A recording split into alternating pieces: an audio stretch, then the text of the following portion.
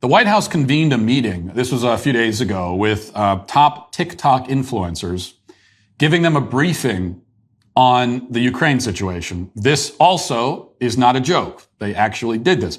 One of the influencers was a girl named Ellie Zeiler, who is famous for making 8-second videos where she dances. And this is, of course, on TikTok. There are a lot of people who have become famous on TikTok for just dancing, and not even full performances, but just 8 or 9 seconds.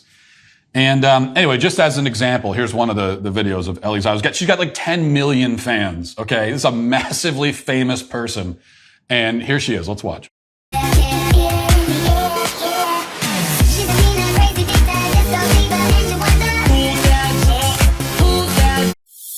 Okay, so that's 10 million. 10 million fans for that. Now, I'm no one to judge, but the dancing isn't even, if you're to tell, look, people have been, ever since the invention of modern media, there have been people becoming massively, massively famous because they're good dancers. And I'll admit that there's a certain bias for me because I don't really understand that at all. I don't understand why anyone should get famous and wealthy because they can dance. I mean, who really cares that much?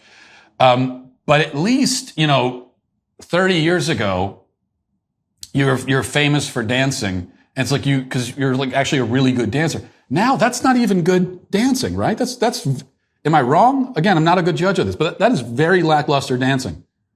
That is just barely a step above a bridesmaid at a wedding in terms of dancing skills.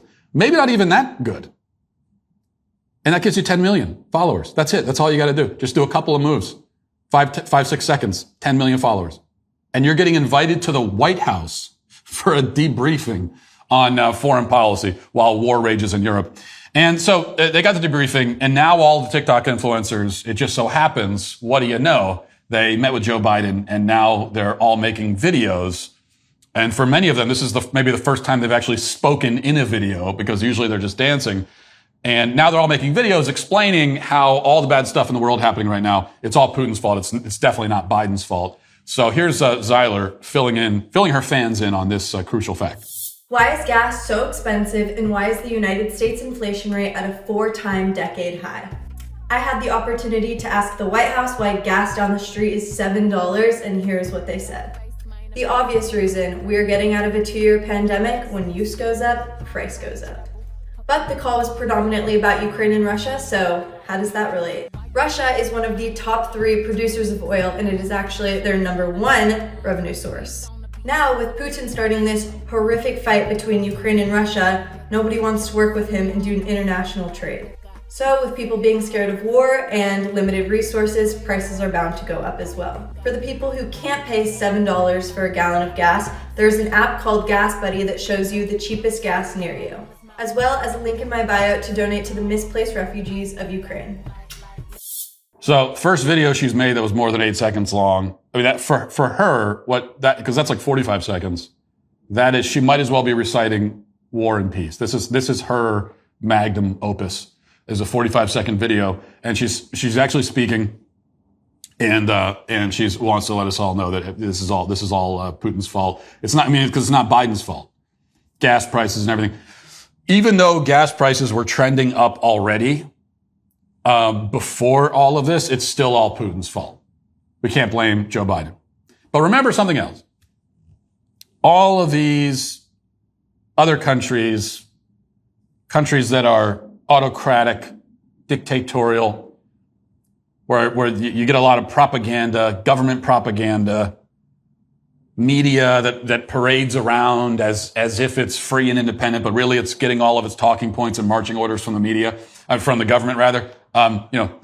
We don't have that here. We're much better than that here. We don't do that, right? No, of course we do. And there's just something even creepier about it when we're used to this from cable news. We're used to the government propaganda from cable news. And most of the people watching cable news, you basically know that that's what you're going to get. Okay. So the people watching, there are only 7 people watching CNN. They're all 65 and older, and they're there because they want the left-wing propaganda. MSNBC, it's actually 3 people, but they're from the same group of CNN. a few drop off and we'll watch MSNBC again. But they're there because they want the propaganda. And the Biden administration knows that, well, okay, we've got pretty much the entire media except for Fox that's at our beck and call. They'll do whatever we want. We blow a whistle, they'll come running along like dogs and do what we want them to do. And that's great for them, but it only goes so far because of the people that you're accessing. Now you want to get to younger people, you want to get to kids, people that aren't really prepared, don't understand what they're being told. They're just there for the dancing videos. They're not really there and prepared for the propaganda. Makes them more susceptible to it, actually. So that's what the Biden administration is doing. Hey, listen, hit the subscribe button. Do it right now. I demand it. And I thank you for your compliance. It is somewhat appreciated.